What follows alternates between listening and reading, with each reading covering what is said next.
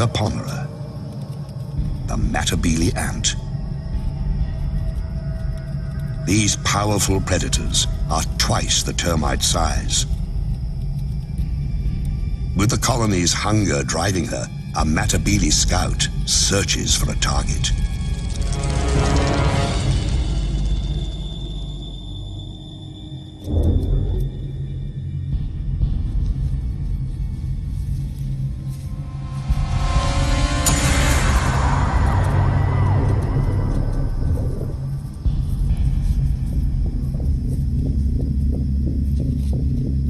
The termites know that shadow and what it means. War is coming. Soon. They can do nothing as the scout marks the target and a path to their home. The scout returns to the main force to recruit a raiding party from among her sisters at an abandoned termite mound the Matabele have commandeered.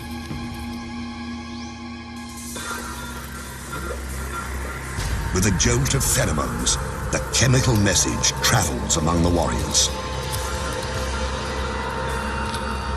It's a perfect time to attack, early in the day, before the heat rises.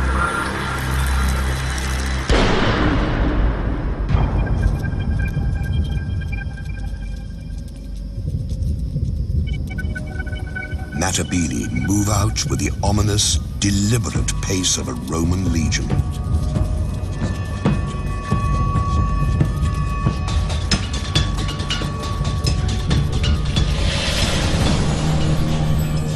Like legionaries, the ants wear armor. Their exoskeletons can withstand all of the harshest blows. They sting with highly toxic venom. But their heaviest weapon is their jaws, able to rip opponents to shreds.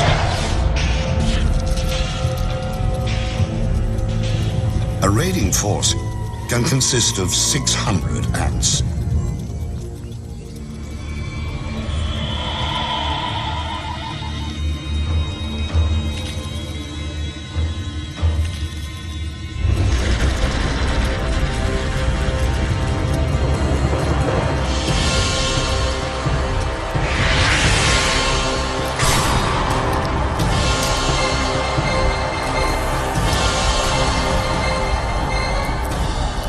The first wave breaks the battlements, ripping open mud galleries, probing for cracks in the wood. Now, the smallest Matabele attack. These tunnel rats make relentless forays into the termite sanctuary.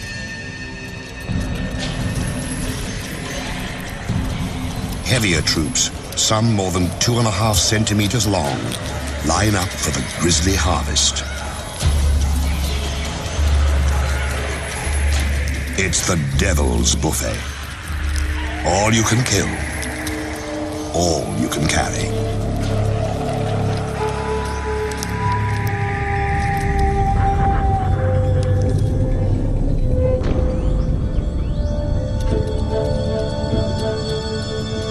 One raid might claim 4,000 victims.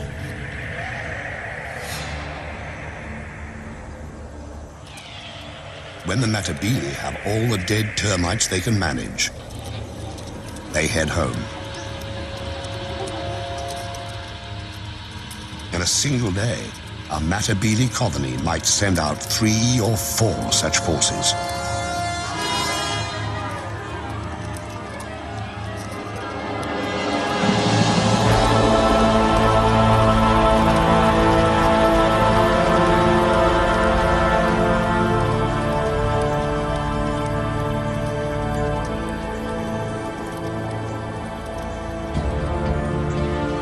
Soon, the big ants will move their base to richer hunting grounds.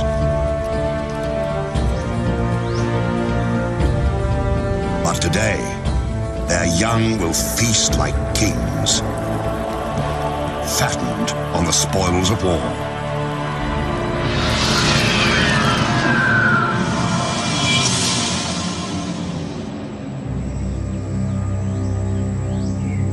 Violence is the imperial tool, wielded in many ways.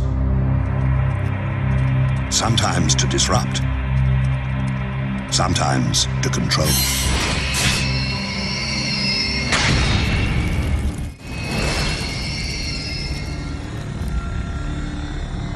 A queen can seize power with the victory of each individual soldier,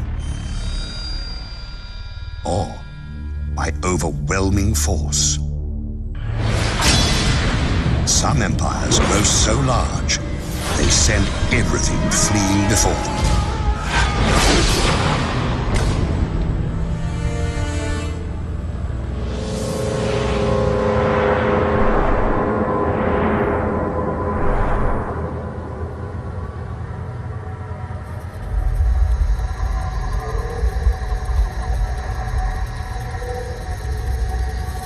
In the Panamanian rainforest, Esitan, the army ant, rules its turf with massive numbers.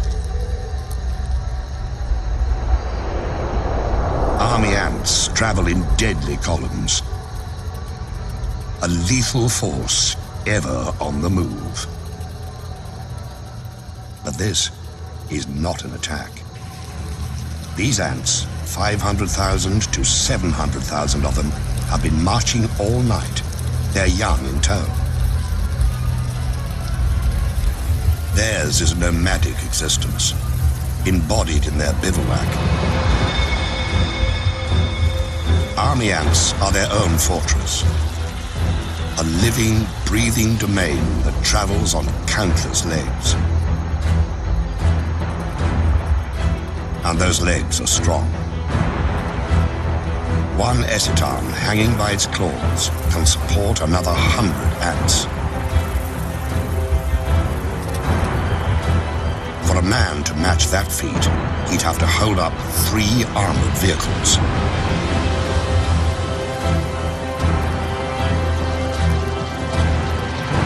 Deep in the recesses of this mass of ants are hidden 200,000 unhatched young. And the Esitan queen.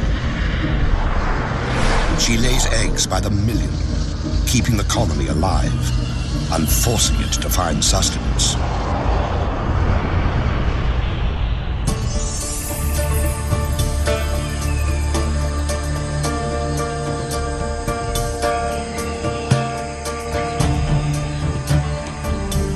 Dawn, and the bivouac stirs. After a night of stillness, the colony must feed. The meter-long mass of legs and feelers rouses itself into action.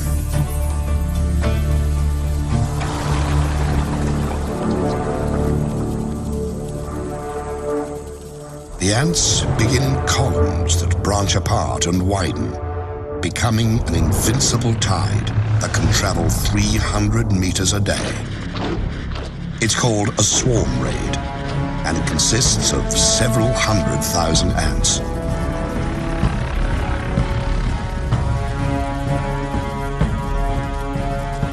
The ants move in a deadly wave, 15 meters across, driving all before them.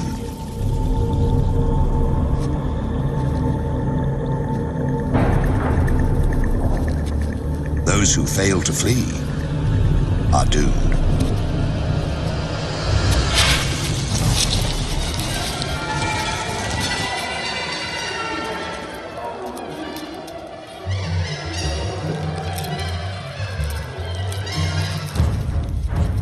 Whatever army ants can catch, they consume.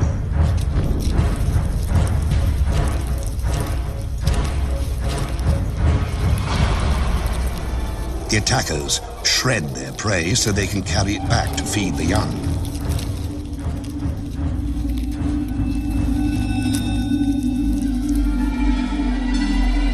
Army ants even overpower the land.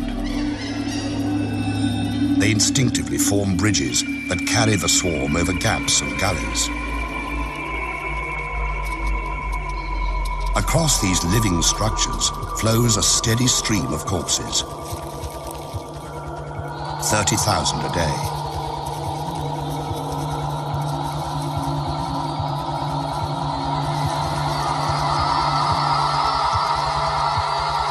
But army ants have enemies.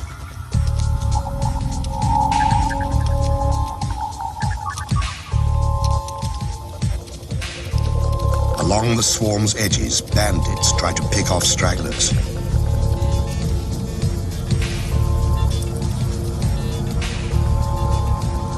Paratrachina, or crazy ants, are the anarchists of the forest. Small, but highly organized, they are willing to do anything to grab a meal. Infiltrate, attack, abscond, whatever it takes.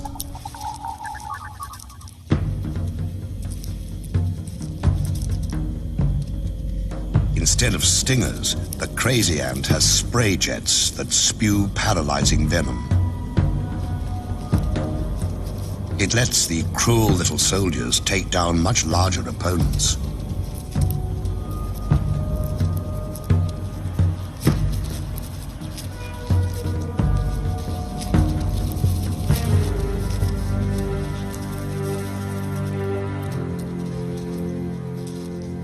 Army ants fear their crazy cousins for the chaos they unleash.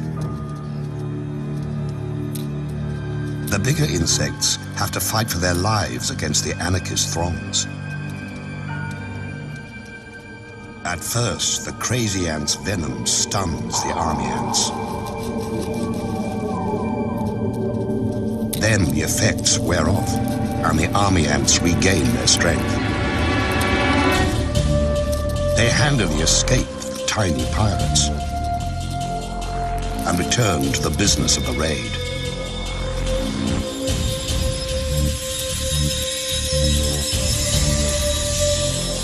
In a week, an army ant colony kills and eats 250,000 creatures.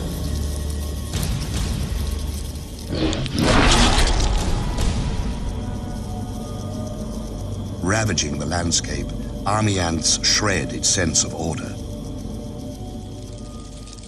In another kingdom, the ruler maintains control by any means necessary, even torture.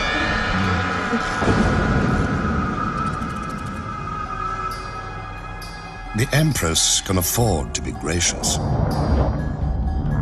She has enforcers to do her dirty work. Relentless surveillance and oppression of any who deviate from the rules.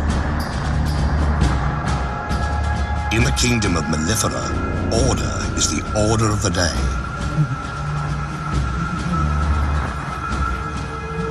Every day.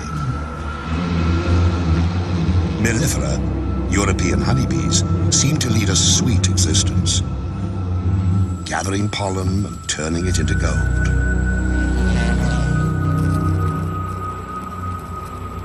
But beneath this bright image lies a dark reality. The colony exists to serve the queen, who lays the eggs that become the workers, who maintain the hive, and the warriors who defend it. Below the queen ranks the colony's young, its future. She who must be served and those who must survive dominate the hive's existence. But if something didn't keep the hive's inhabitants in line, bee society would fall apart. Every female has it in her to lay eggs, to be a queen. But the colony can have only one ruler. So, it has a police force to ensure that fact. Enforcer bees patrol constantly, checking the cells, tracing the lineage of suspect eggs, making sure the guard bees stay on their fuzzy toes.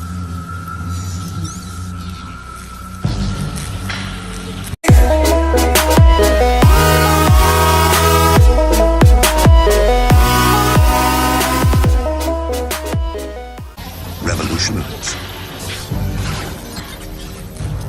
And in the hive, It takes very little to cross that line. All a rebellious female needs to do is lay an egg. By the regulations of the mellifera police state, that's a crime.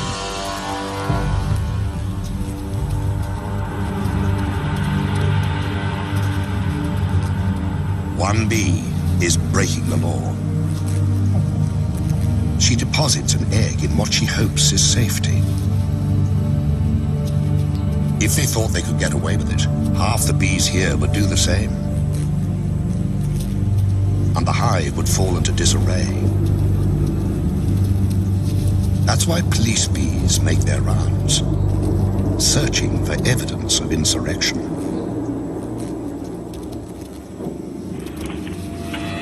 And they find it. For them, an outlaw egg contains the seeds of a colony's destruction, and so it must be destroyed.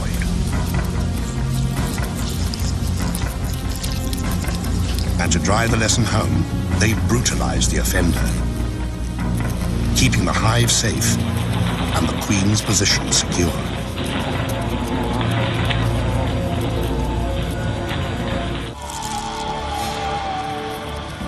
The natural order demands surrender. But in other realms, something far worse awaits.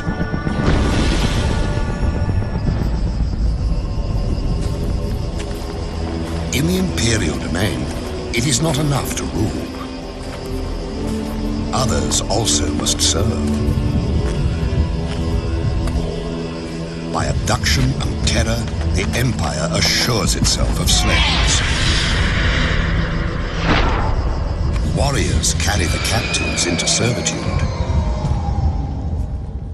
Strangers in a strange place. In Arizona, the kingdom of Polyergus needs its slaves. The queen has her consorts, the warriors, to do her bidding. All of these live royally, thanks to a servile class. Polyergus, the slave raider ant, requires slaves because the species has grown so specialized it cannot care for itself. Massive mandibles, perfect for killing, have little use off the battlefield. So this kingdom has two societies: those who reign and those who serve. The servant ants, dwarfed by their masters, are of the species Formica. They forage for food, raise the royal young, minister to the queen's every need and those of her workers. Born into bondage, they will die slaves. But this kingdom has woes. Its Formica slaves are dying of old age. It's time for the slave-raiding Polyergus to do what they do best: kill and plunder.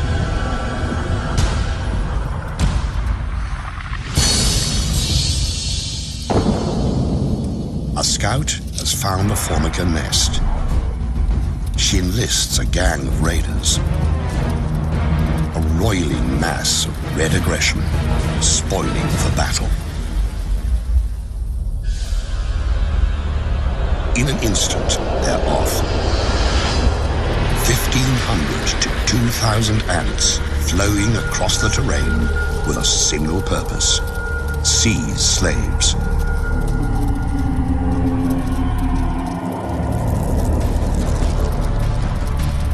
Streaming into the Formica nest, the Polyergus raiders unleash hell. They kill, but only when need be. They've really come to steal the unhatched Formica young.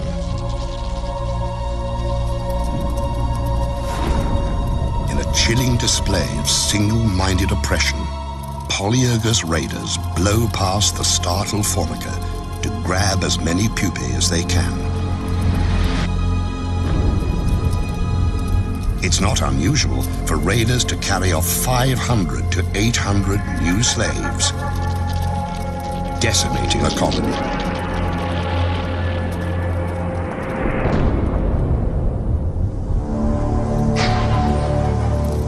The raiders transport the kidnapped formica brood back to their kingdom. When the stolen formica hatch, they will believe the Polyergus nest is where they belong. Another generation of formica will become slaves.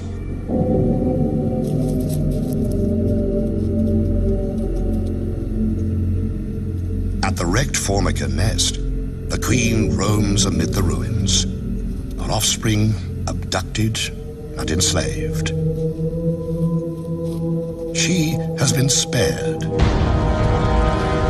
but in other realms, innocents suffer unspeakable horrors.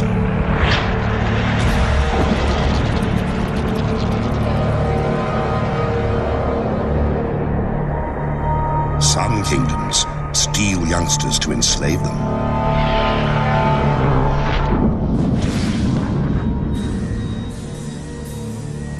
Others take no prisoners, slaughtering the defenseless to feed their own young. Winged horror has a name.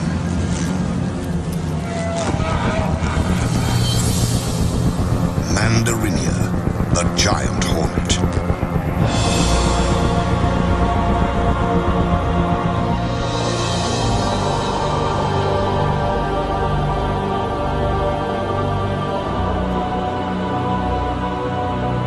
Their reach extends across Japan.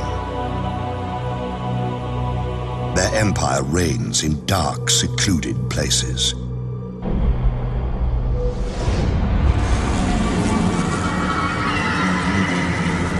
These hornets are at the peak of their powers. Their queen is vigorous. Her workers are strong. Her fighters are many. Her brood chambers are full to bursting. Everywhere, mouths to feed.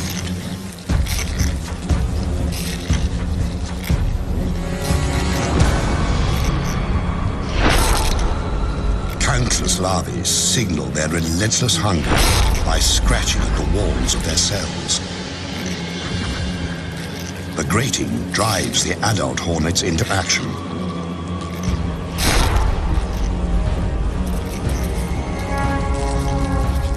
They have to feed the babies. And hornet babies live on flesh, ground into meatballs, and delivered by their caregivers. The larvae must feed constantly. So a single scout takes wing, ranging far afield to find fresh meat. At nearly 8 centimeters long, giant hornets are superb killers. Sharp talons seize prey. Powerful jaws sever limbs and decapitate victims. Compound eyes detect the slightest movement.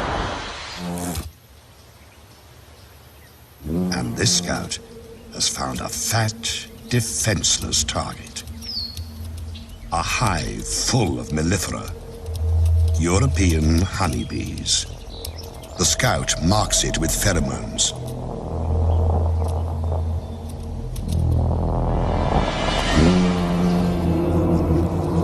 These bees aren't native to Japan. They arrived during the last century, imported because they produce more honey and are less combative. Because the alien bees didn't evolve with the giant hornets, they have no way to fight an attack.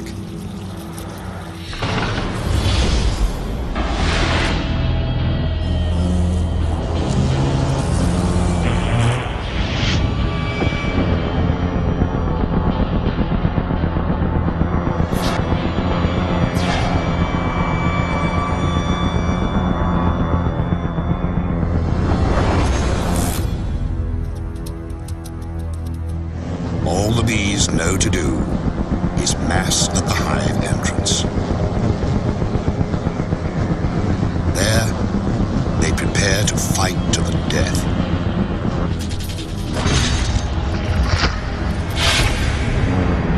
The hornets are 5 times the honeybee's size, and many times more willing to kill.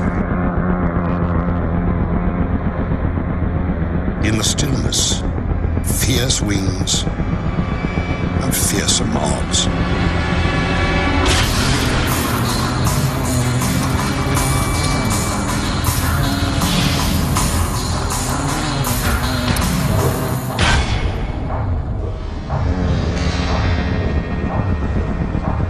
Valor has no place here, and yet the brave bees will not surrender or flee.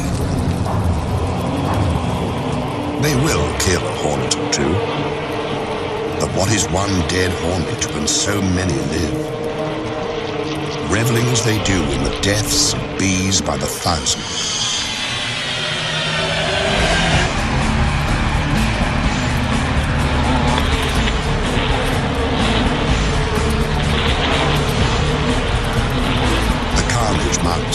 A foregone conclusion playing itself out to a horrifying end.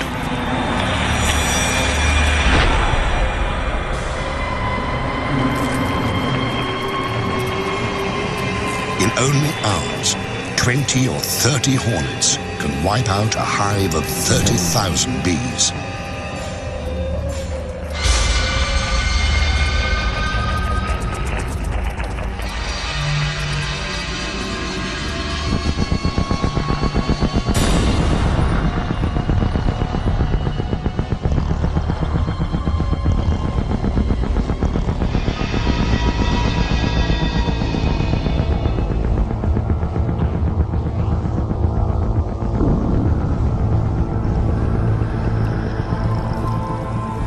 Killer hornets have reduced the defenders to a carpet of the dying and the dead.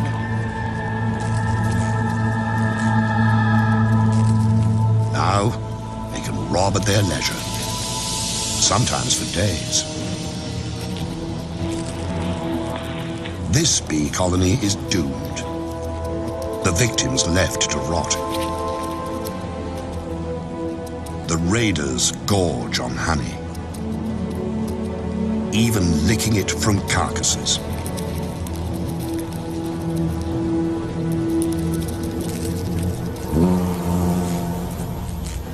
The unborn bees will be chewed into protein paste and fed to the hornet young.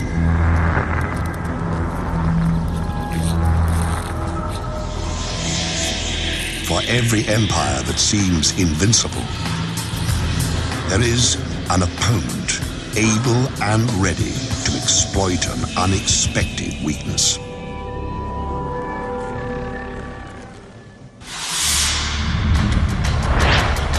Empires attack, but they also must defend themselves. No matter how strong the fortress, the best defense is knowing your enemy.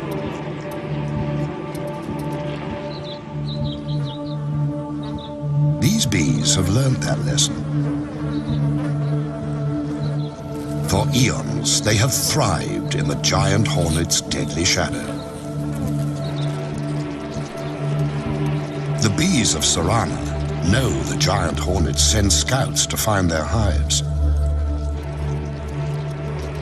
To survive, these Japanese honeybees must capture and kill the hornet scout.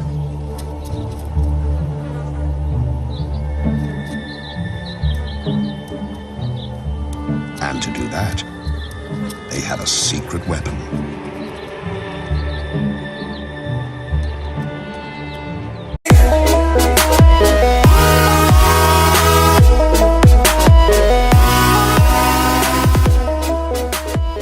The enemy at the gate.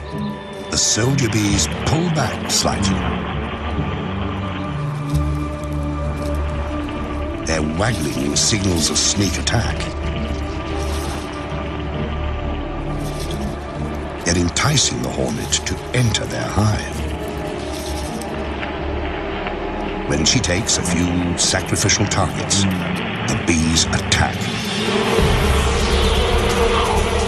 In a horde, the defenders rush the hornet scout, enveloping her in a wave of bee bodies.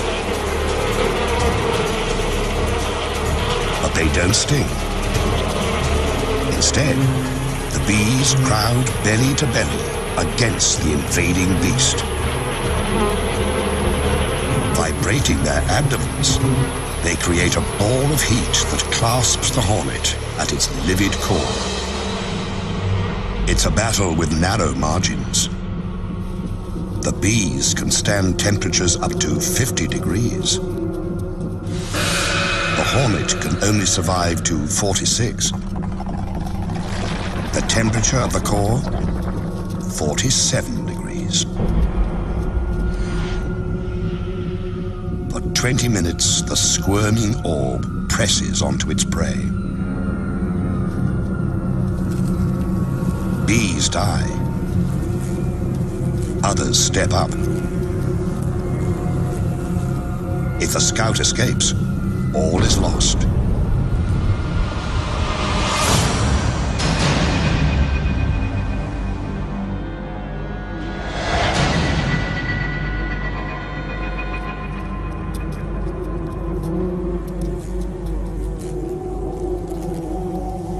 Finally, the flailing and gnashing cease. This hornet won't reveal the secret of their hive's location. The bees have paid a price, but they've saved their home. Another kingdom fends off invaders with strong walls and a martyr's devotion.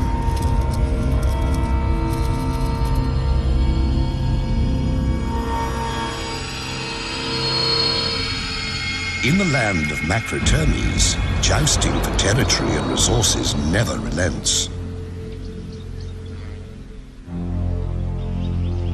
An imposing citadel harbors a colony of African termites. Inside, a labyrinth of narrow passageways and bulkheads designed to thwart invaders.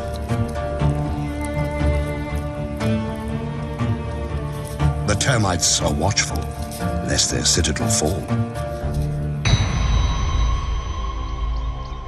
But kingdoms' fates often are decided at their borders.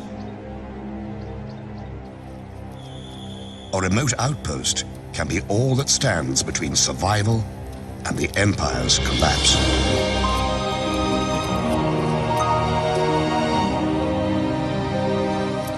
Outside the protective walls, foragers collect and transfer food back to the queen and her charges. They also watch for invaders. A Matabele scout appears. With their heads, termites send a subterranean alarm that ripples through the outpost.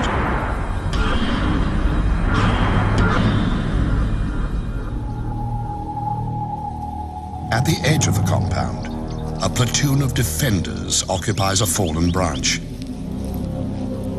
These soldier termites are strong and agile, prepared to give the last full measure. Few of their kind grow this large and strong. Their jaws can cut through human flesh. The encounter begins by ones and by twos.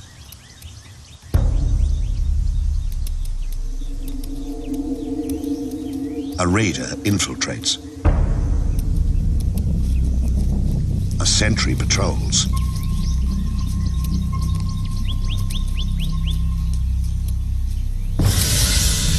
One death, and the battle is joined.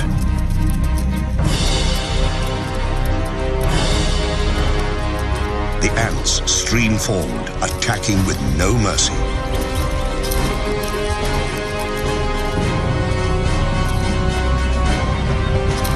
Using their mandibles, The termites attempt a defense. It's no use.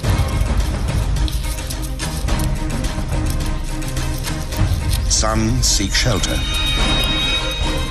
but there's nowhere to hide. Even the formidable termite guards are no match for the raiders' venomous stings, which destroy the termite's nervous system.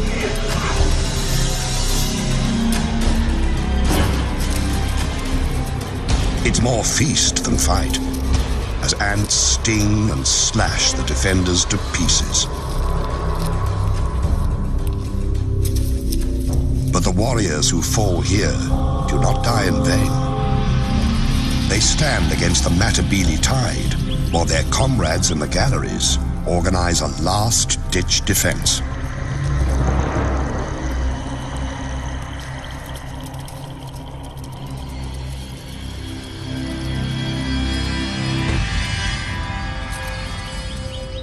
At the gates, the fighting intensifies. It's a classic tactic. Against superior forces, seize and hold the narrow passage. Stand your ground. Come home with your shield, or on it.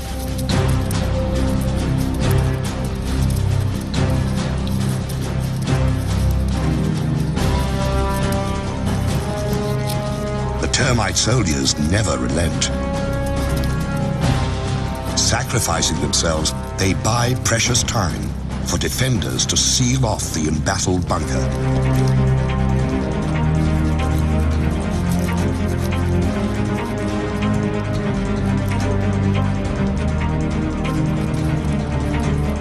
Denied entry, the Matabele withdraw to attack another day. The termite colony is safe, but at a terrible cost. The departing ants carry off hundreds of termite corpses that will nourish the invaders.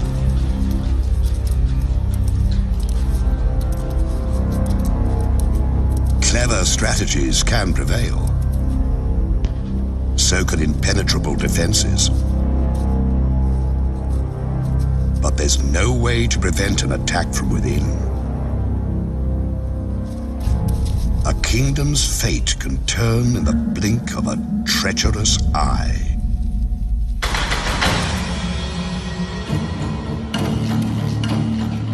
Power belongs to those who hold it, and to those who seize it.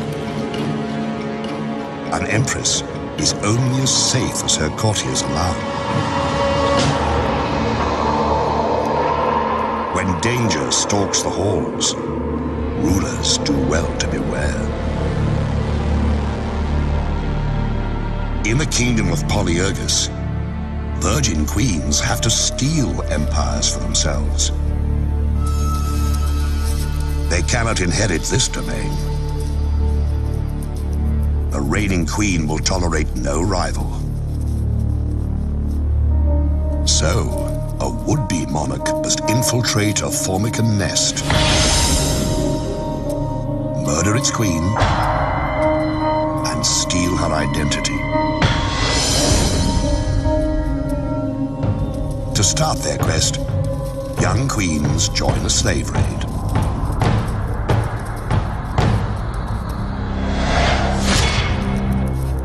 En route, they mate and shed their wings, a sign that they now bear the seeds of empire.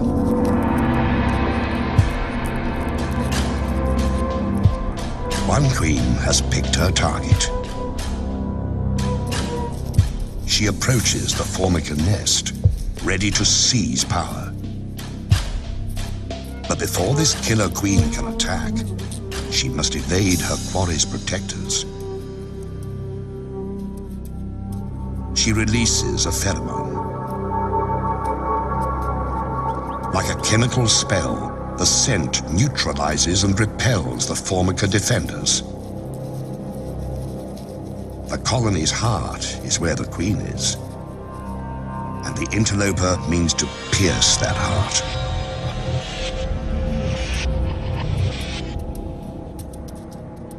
She's fixed on her mission. Assassinate the queen and take her place. The pretender's sickle-shaped mandibles have one brutal purpose. When she confronts her rival, there's no hesitation. She savages her prey. Not to eat her, but to steal her identity.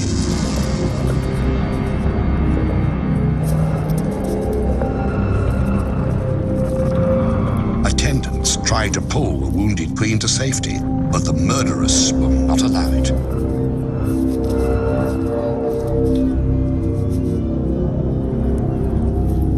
She laps up her victim's blood and rolls in her spilled fluids, thoroughly absorbing the monarch's essence.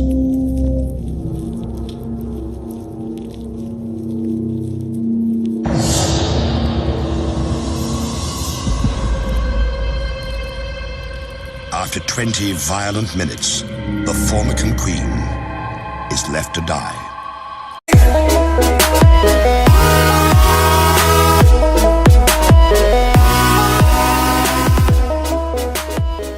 They sting with highly toxic venom, but their heaviest weapon is their jaws, able to rip opponents to shreds.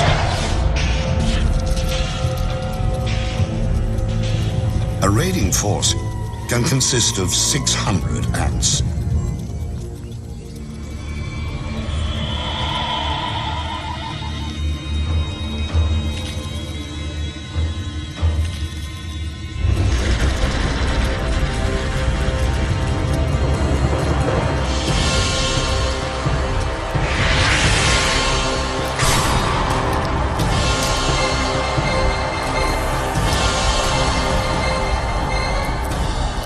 The first wave breaks the battlements, ripping open mud galleries, probing for cracks in the wood.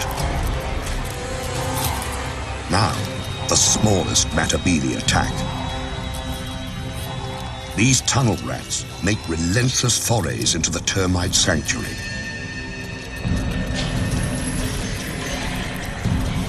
Heavier troops, some more than 2.5 centimeters long, line up for the grisly harvest. It's the devil's buffet. All you can kill, all you can carry.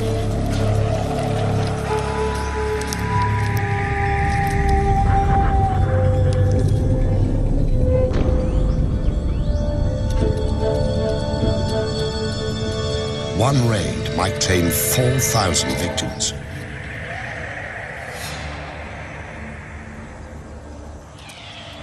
When the Matabele have all the dead termites they can manage, they head home. In a single day, a Matabele colony might send out 3 or 4 such forces.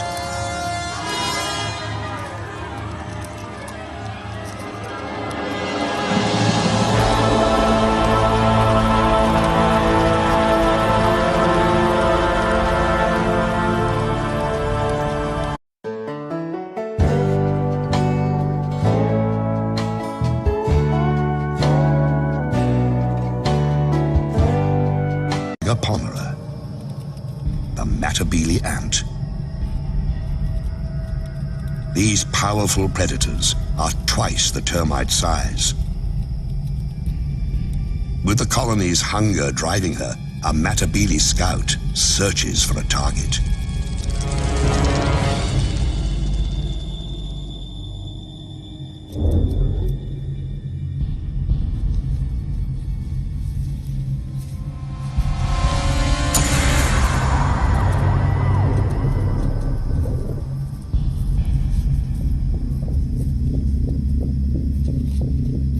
The termites know that shadow and what it means.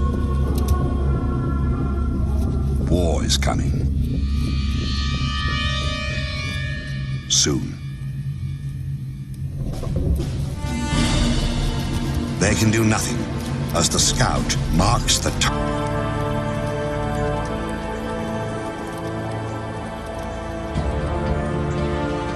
Soon, the big ants will move their base to richer hunting grounds. But today, their young will feast like kings, fattened on the spoils of war.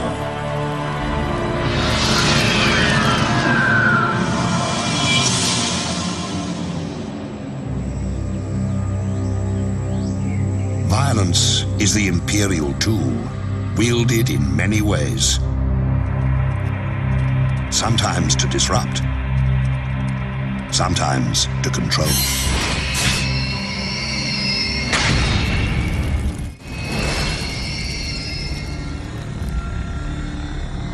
A queen can seize power with the victory of each individual soldier, or by overwhelming force. Some empires grow so large, target and a path to their home. The scout returns to the main force to recruit a raiding party from among her sisters at an abandoned termite mound the Matabele have commandeered.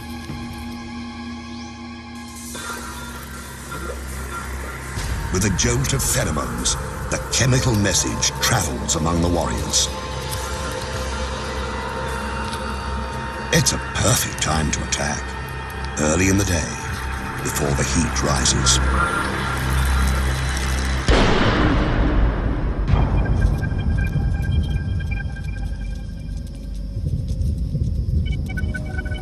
Matabele move out with the ominous, deliberate pace of a Roman legion.